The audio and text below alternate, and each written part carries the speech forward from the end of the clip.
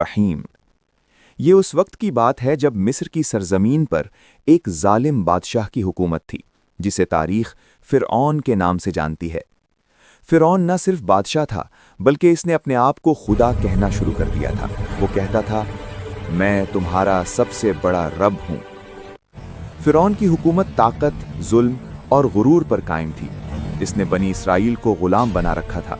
उन पर सख्त मजालिम किए जाते, उनसे ज़बरदस्ती मशक्कत ली जाती और उनके बेटों को कत्ल कर दिया जाता ताकि वो कभी ताकतवर ना हो सकें। फ़िरऔन का ख्वाब। एक रात फ़िरऔन ने एक खौफनाक ख्वाब देखा। उसने देखा कि बनी इसराइल में एक बच्चा पैदा होगा जो उसकी सल्तनत को ख़त्म कर देगा। इस ख्वाब ने फ़िरऔन को हिला कर रख दिया। उसने फौरन हुक्म जारी किया, बनी इसराइल में जो भी लड़का पैदा हो उसे कत्ल कर दिया जाए और लड़कियों को जिंदा रहने दिया जाए। ये हुक्म पूरे मिस्र में खौफ की अलामत बन गया। हज़रत मूसा अलैहिस्सलाम की पैदाइश। इन्हीं दिनों अल्लाह ताला ने बनी इसराइल में एक बच्चे को पैदा फरमाया जो आगे चलकर हज़रत मूसा अलैहिस्सलाम कहलाए। हज़रत मूसा अलैहिस्सलाम की वालिदा एक नेक और ईमान वाली औरत थी। वो अपने बच्चे को देखकर खौफजदा थी कि कहीं फ़िरऔन